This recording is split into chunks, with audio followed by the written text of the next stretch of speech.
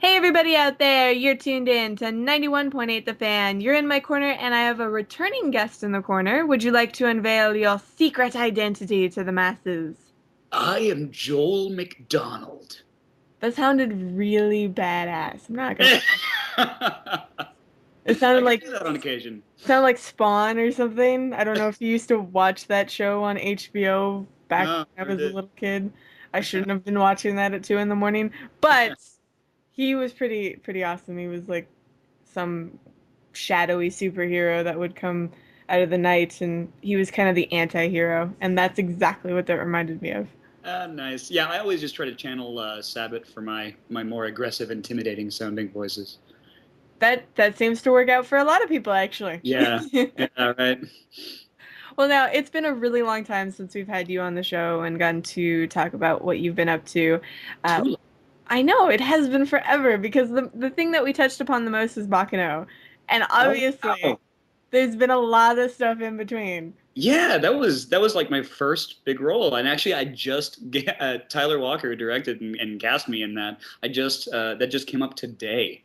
Me and him and Todd Hapercorn were sitting around outside at Funimation talking, and Todd was just like, man, I don't know if I've thanked you in a while for giving me my first shot, and he gave Tyler a big hug and said, how much he appreciated getting his first role from in a Tyler show, and I was like, wow, hey, I need to give you a hug too, because like I had never done anything other than a couple of random bit parts here and there until he cast me as Jacuzzi, and yeah, that it just I wouldn't say it's been meteoric since then, but it definitely gave me a start. It's been bro hugs all around. I can feel Yeah, the love. right. It's everywhere.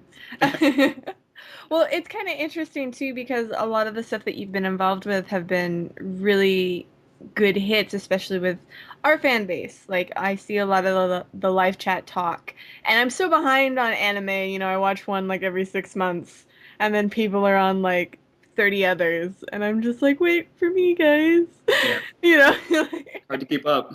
it is so hard to keep up. But however, one of the bigger hits that I know that people have really enjoyed is Panty and Stocking, Hell yeah. which you have a wonderful icon of your character actually right now on Skype, I believe. Yeah, yes, I do. Yeah, yeah. What do I have up there? Like pretending to be Japanese nerds for money or something like that? Yeah, no, that's yeah. I love brief and like honestly, like I most of the time when I go in for an audition, like I try to be prepared. Like if I don't always get a chance to watch, an episode or two, like I at least try to research it, trying to figure out what it's about, what the style is roughly, and but that's pretty much where it stops. Like Panty and Stocking was the first one that like I went in like just armed to the teeth. Like I watched as much as I could. Like luckily I knew Jamie, who was writing a lot of the scripts and was the lead writer on it, and so I was able to see some of the dialogue, before it actually got to the director's booth. And so but yeah, I went in as prepared for that audition as I ever have, and it's the only audition I've ever done for voiceover, theater, or anything else where I didn't stumble once, and it was amazing. That just does not happen. And I got all the way through it, and like it was really fun. But I still left going, well, they're going to give it to Greg Ayers. But That's hilarious, actually, because I just had a friend talk to me about how every show they watch, he's in. Like he can't escape Grey Gairs. man, yeah, there's not a better voice actor to be in every show. I never get tired of that guy's raspy little voice. I love him. Well, now, when you got to see the art style for Panty and Stocking, were you a little bit surprised? Because it's very different than what you see in sort of a normal anime. Yeah, I really was surprised, but like, well, I've learned to not be surprised by anything because anime is so widespread and covers so many genres and territories that it can be absolutely anything. The art style can be whatever it wants, and it can change and whatever. And so, like, I wasn't amazed that it was unlike anything that I'd ever seen before. What amazed me was how much it reminded me of one of my favorite cartoons when I was in college, Samurai Jack. And I loved, loved, loved that show. Actually, for the longest time, thought that was anime because I really had no background in anime. But yeah, no, I really, really got a kick out of it. I thought that really added a neat, I don't want to say American element to it or whatever, but there was definitely, you could definitely show the dub to somebody and not and them never realized that it was made in Japan. And yeah, that was fun. I don't know. I think that far out plot it had might be like, this has to be from Japan. It has to be. That's true. They do really, really top us on weirdness. Like, it reminds me of one of those crazy Japanese commercials, which is always, a joke that you share with your friends. But like, Panty and Stocking has a plot that is just so out there that Yeah. you're like, what am I watching? My favorite part of the recording process was having Colleen explain to me in like tiny little, phrases, more or less what was going on in the scene. Because a lot of times, sometimes you'll be throughout an entire scene and you get to watch the whole scene and you know what that scene's about. But just as often you'll have just a few lines here, a few lines a couple minutes later, and so there'll be things happening in between that you don't actually get to watch. So the director has to very quickly fill you in on what's happening. And so it was great to listen to Colleen be like, okay, so there's a poop demon and he's trying to there's some rape and just and I don't know, like hearing someone like Colleen, who's so classy and like really actually is kind of offended by a lot of poop humor, have to explain all those things in really short bursts. There were many times that I was laughing so hard that I actually couldn't do the take for a minute. I have to hang out for a sec. Well, I hope somebody has those bloopers around. Because that's all I can imagine is like everybody laughing at how absurd it is. I believe, aren't they on the DVD? I want to say there's a good chunk of bloopers and screw ups on the DVD. Well, hopefully, that way all the fans out there can get that little extra because, Yeah. when it comes to extras that you can get on DVDs and Blu-rays, some of my favorite are the ones where it takes you into the booth, so we get to feel like your craziness because, Yeah, you're pretty much wrapped in a straitjacket and thrown in a small room. right. No, this is very true. And actually, I've gotten to work on two different properties over the past 6 months or so. And, obviously that means that I can't talk about which ones they are now. But I will say that for the commentaries for each of them, we got to do some really, really neat, innovative stuff. For one of them, I actually sat down with different people all throughout the anime process, from acquiring the titles to translators um, to writers, to quality control, to mix engineers and everybody else. And I would sit down with all these different people for like 15 minutes at a time and just talk. And then we'd go back through and we'd edit out about like between 2 and 4 just like highlights basically.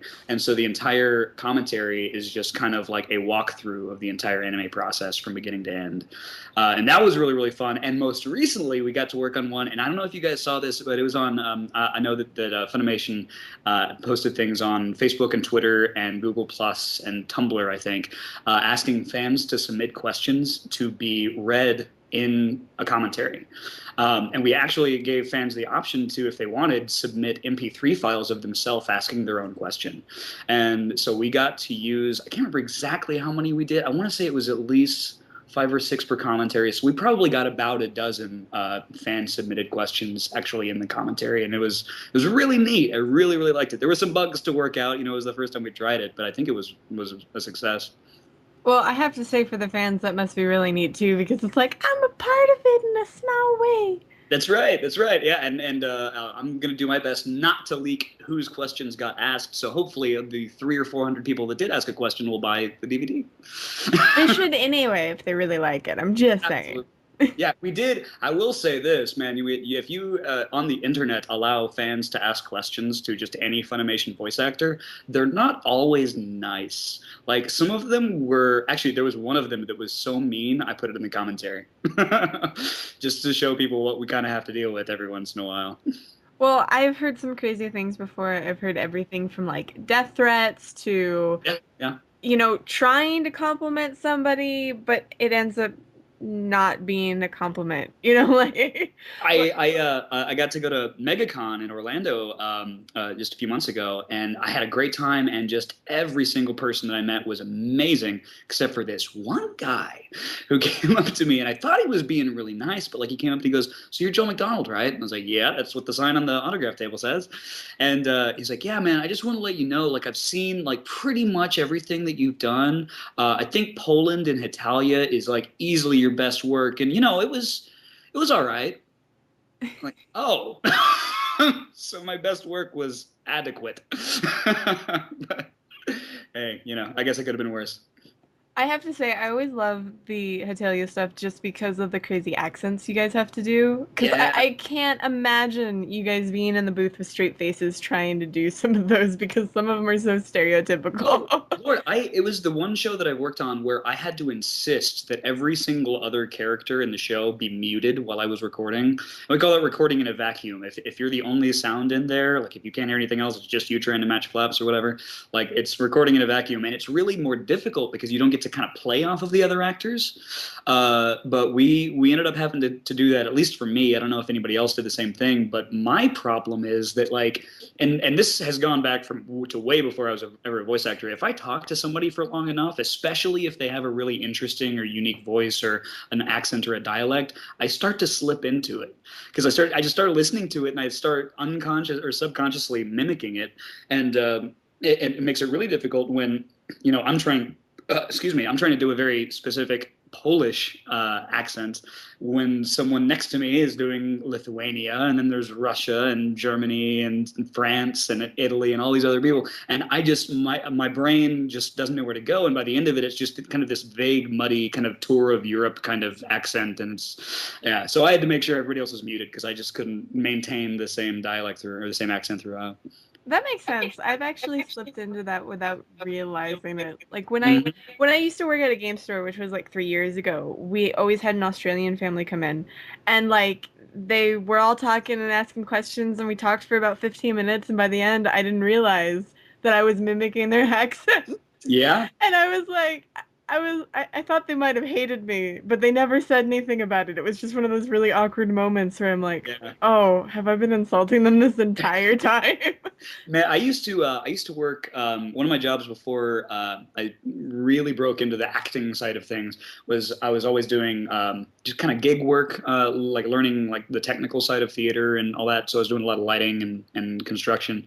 And at one point I'd been working downtown in kind of the industrial district for a couple of weekends, and there was this guy, this skinny little black dude that would come around and wash people's cars while we were at work, and he was really cool, just the nicest guy, and we'd always tip him a few extra bucks over what he charged. But like at one point, me and him just ended up sitting down and kind of just talking for a good 20 minutes or so, and then a group of guys that I was working with walked up and they started talking to us. And I realized only when they got there that I was totally mimicking this black guy for at least the last like 5 minutes of the conversation. And like it could have gone a lot of ways, but he seemed really, yeah, either he didn't notice or he didn't care. But yeah. I hope he didn't think I was making fun of him. He had a really neat speech pattern, and I dig that. So No, I understand. You felt secondhand embarrassment and you didn't know if they were offended or not. yeah, exactly. I've been in those shoes. Well, one of the other roles that I wanted to talk about because it's actually very interesting due to the fact that it saw a major cast change was Shawna. Hmm. And like I'm always curious with ones where you have to replace a different actor because, do they ask you to mimic it? Do they ask you to make it your own? Or like how did they go about doing that? Well, I can't speak to Shauna specifically because I didn't work on that one as much. I know I was in there, somewhere, but that was more or less. I think it was Bevins and Ian, and I can't remember who all had hands in that one. But the one time that I've really had to deal with that particular kind of situation was we dubbed a movie called Fafner: Heaven and Earth. There was a continuation of the Fafner series that was dubbed out in L.A. Years prior, and one of the things that we made sure to do, and actually I made sure that we did, was that we contacted all of the original leads and characters that we could, all the ones that we knew were still working in the industry. And unfortunately, Johnny Young Bosch was not able to come back and reprise his role because he had some prior commitments, and we ended up having to do it on a really quick turnaround. He was really interested, and he really wanted to come work on the project, and I wanted him to too. I've never gotten to work with the guy. I've only met him once at a con, but he wasn't available, and several of the other actors we just weren't able to get a hold of. So turns out the only actor that we were able to get in was Stephanie Shea, who reprised her role. But it was several years beyond, so she'd aged a little bit, and so she got to use a slightly different voice. But beyond that, whenever there were characters who we couldn't get their original voice actor. and I'm the first one to admit that many other directors would have chosen a different path. So this is I take full responsibility for what I did. But to me, it was way more important that we cast actors who could wrap their heads around the character. And it's to me, it's I there were only a couple of times where I was waffling back and forth between a couple of different actors for a particular role.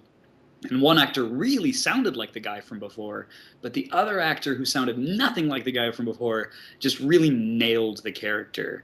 And to me, I don't know. I mean, like if we can't get the original, and if we can't get the people that that the fans fell in love with in the first go round, we still need to make it a show that people are going to enjoy. And and if there may be people who watched the Heaven and Earth movie that didn't watch the original series, and so they're not going to have the luxury of going, that guy's terrible. Why is he terrible? Oh, well, he sounds like that other guy.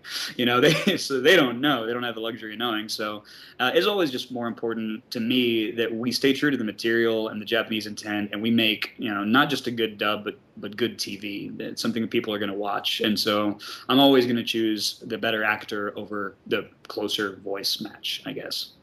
And I think that's an interesting way to hear it because, like, as a fan, I know when I hear something from a sequel or whatever, and they've changed a voice, I'm like, is it the same voice? Like, it throws me out of Right. the experience personally, Sure. just because I pay way too much attention to voices, and at this point, No, I um, got but not everybody's like me. Not everybody will have that much of an attention to voices and be able to be like, oh yeah, that's so and so, and they've heard like three lines.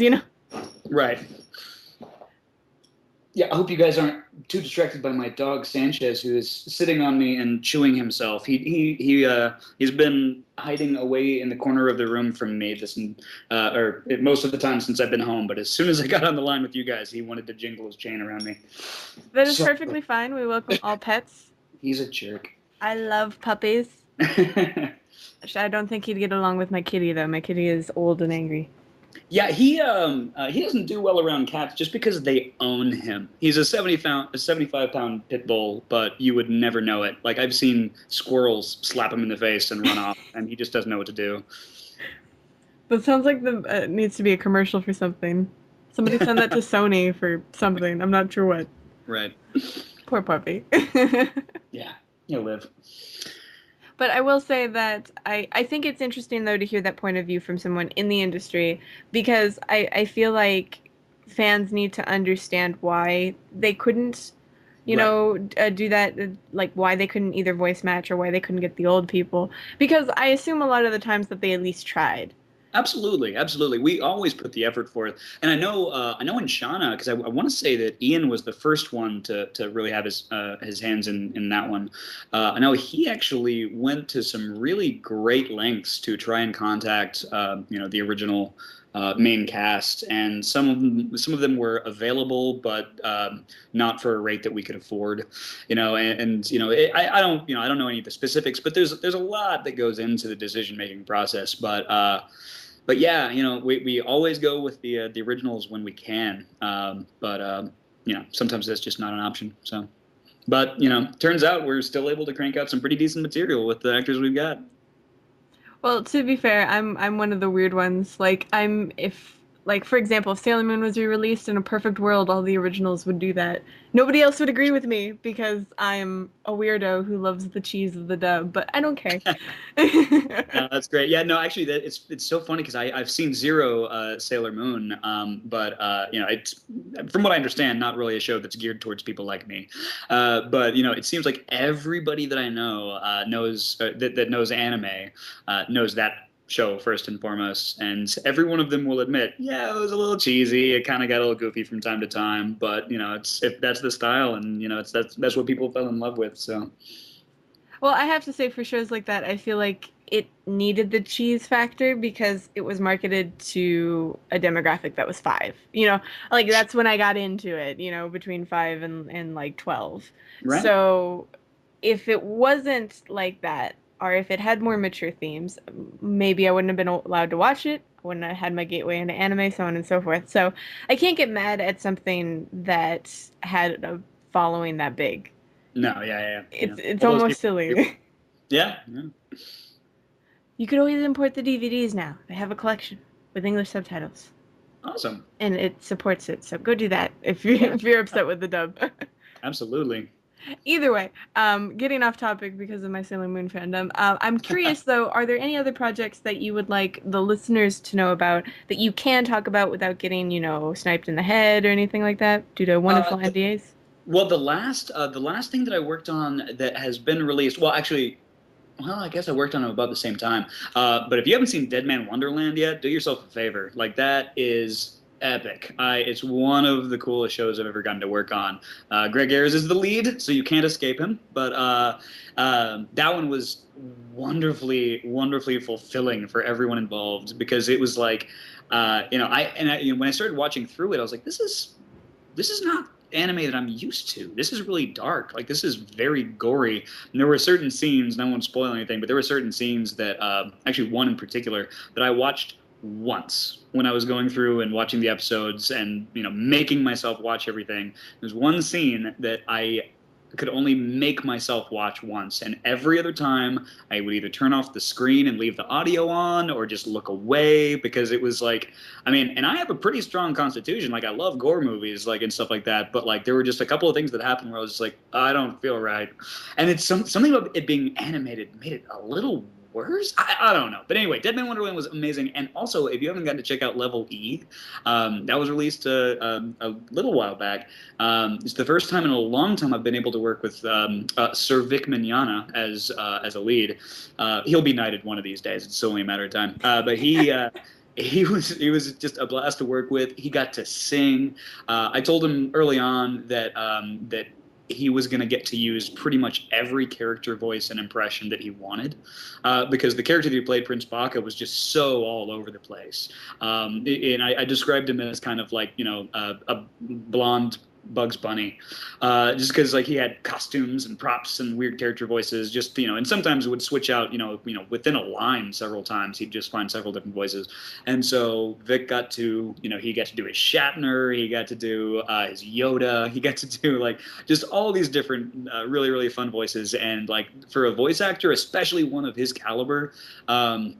That's a big sandbox to play in, and you don't get a lot of chances like that. So I kind of let him take control of a lot of things, and as a director, I'm really kind of supposed to like kind of keep my eye on the prize as far as like what kind of finished completed product that the show needs to be.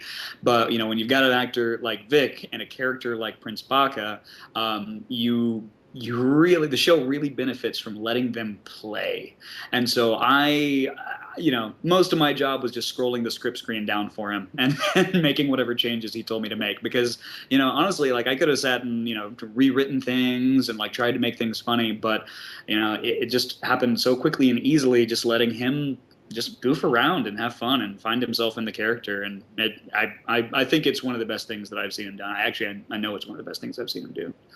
Well, I think the trailer is a good representation of that show. So, in case you're curious about that show, go look up the trailer. I'm pretty sure it's on Funimation's YouTube. It's hilarious. Uh-huh. Yeah, and that was Micah Solusod and Lindsay Seidel played the two human leads. And the Color Rangers story arc is like really one of my favorites, like that I've ever gotten to work on. And they get a theme song, and like, yeah, it was one of those where just everything comes together. And like every show I've ever worked on, like theater or voiceover or anything, like there's always that little bit of you in the back of your head going, I want to go back and do that again and do this differently. Level E, I think, is probably one of the first shows where like I don't know if I'd change a thing. Like it just all really came together, and I don't, and I can't take any responsibility for it. I cast really well. I'll give myself that. But man, you let a cast of talented actors that are already funny in their own right just kind of like just let them go, and you're gonna end up with something that's gonna be entertaining to watch at the very least. So yeah, that's one that's definitely worth checking out. And for Dead Man Wonderland, I know that was on Toonami. I'm pretty sure it still is. I could be wrong. No. Yeah, they went through the first. God, was it? I can't remember how many episodes. Well, they went through the main series, and there was an OVA that didn't air. But yeah, I think that's been off. I think it started airing in October or so. But yeah, it ran for a couple of months, and yeah, I think they're on to think didn't they just talk about One Piece is going to be on there or something soon? I'm pretty sure Soul Eater is the new one that's on there. That's right. That one's on there now. Yeah, and I play a small character in that, but I also don't have cable, so like I don't get to see it. Don't worry, I don't have cable either. It's fine. I understand. Uh, but no, I remember everybody talking about it because the Toonami revival was huge, and I love that people are still supporting it because without Toonami, my life was like not the same. But I will say that it was really interesting to see that the shows they picked, and I think Dead Man Wonderland was an interesting choice. Yeah.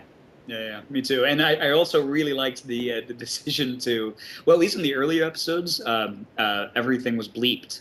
All of the language was bleeped. And I know in I want to say it was episode 3 or so, there was a bleep that had to last like it was near 6 seconds, just because like it was an entire sentence and there was only like maybe 3 syllables out of the whole thing that weren't offensive, and so we had to bleep the entire thing. And it was great to watch Twitter explode, being like, "What's he saying?" Like they had no idea. In the later episodes, we actually had time to go through and record edited, TV lines, because we had no idea when we were working on it, and actually it was well after we were done working on it that we got the call that it was going to be on Toonami, and everybody was really excited about it. But then we someone more important than me made the call that we need to start cleaning this language up for television.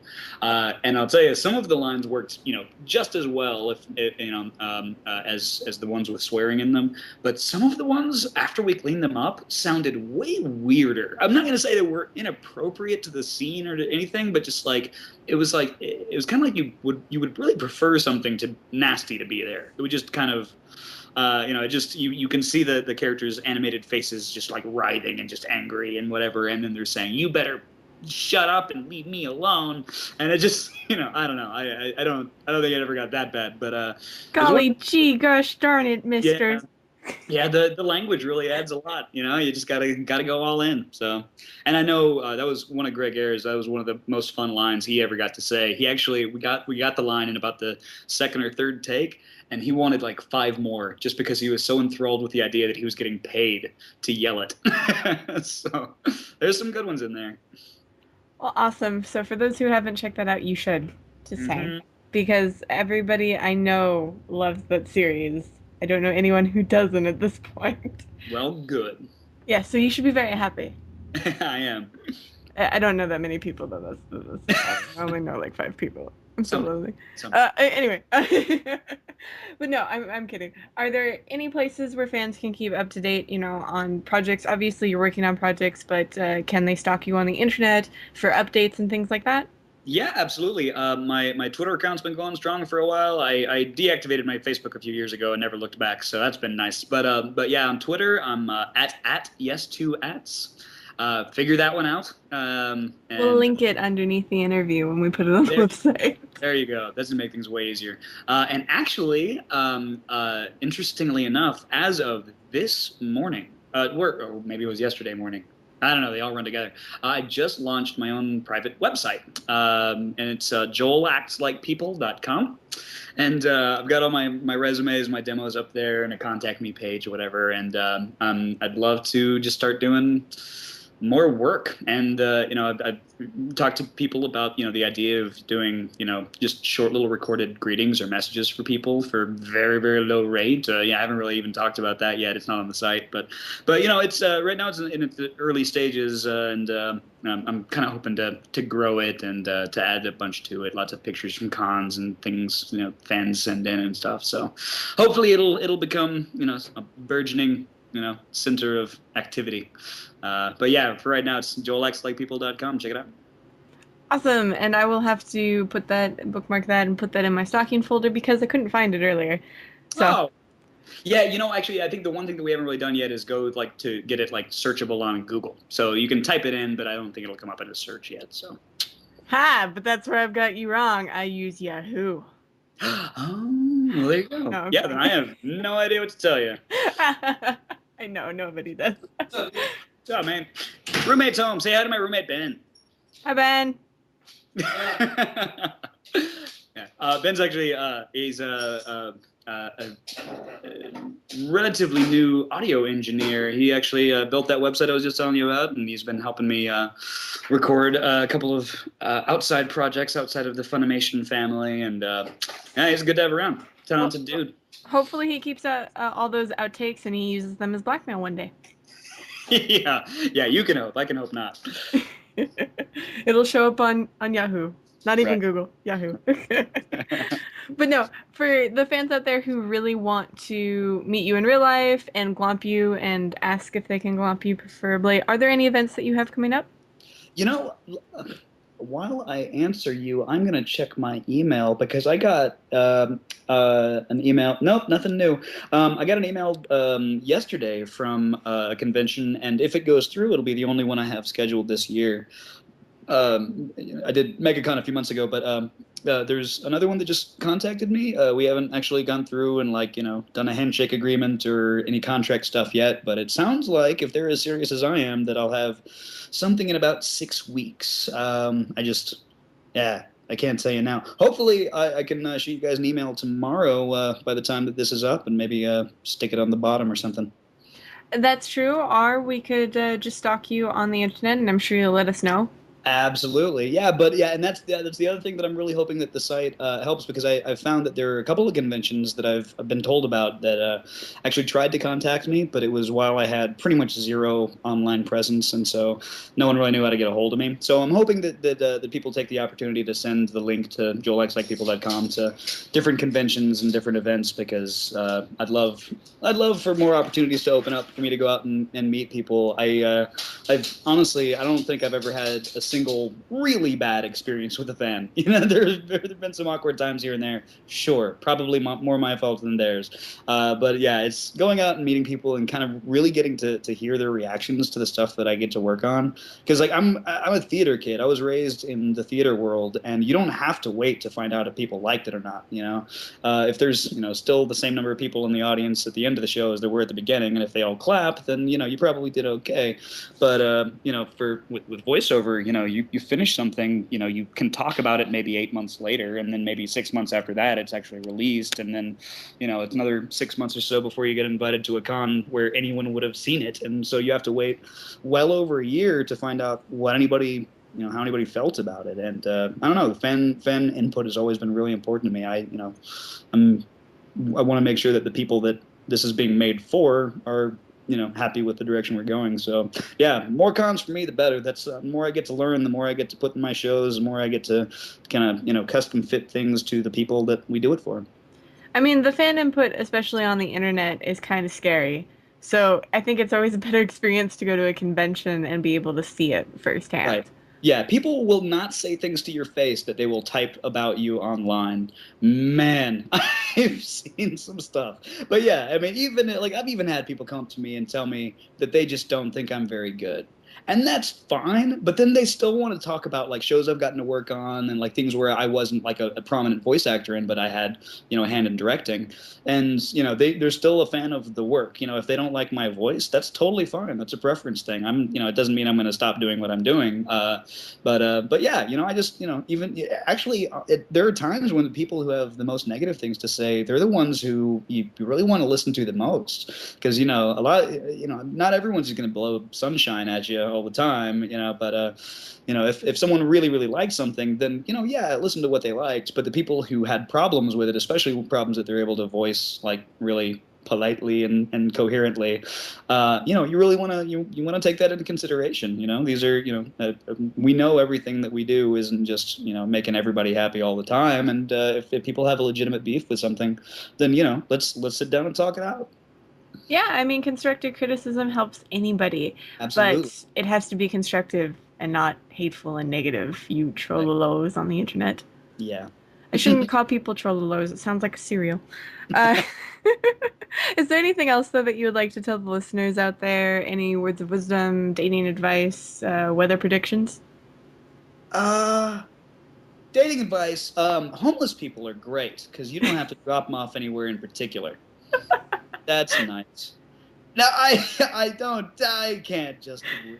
I shouldn't be improvising. No, the only thing I have to say to anybody that hates themselves enough to be listening to me is just thanks. I mean, like obviously if you're listening to 91.8 The Fan, then you're a fan, and I can't thank you guys enough for buying the DVDs and providing my company with the money to keep me fed and clothed and with my rent paid. So this is for all of you guys, and I can't tell you enough how much I appreciate it. Well, I have to say it was an honor to talk to you a second time, and hopefully we'll see you at a convention because I still haven't seen your face. Well, let's make that happen. Where are you guys at? Where are you close to? Me, I'm in Vegas. Ooh, I want to go Viva to Las Vegas. Vegas. Let's make that happen. Well, if you ever want to enjoy the strippers and the casinos, that's what Vegas is for. That's awesome. Yeah, thank you guys. Much appreciated. And for anybody out there that missed any of this interview, shame on you, but don't fret, it'll be up on the website within the next few days, so keep it tuned to 91.8 The Fan, everything you want and nothing you don't.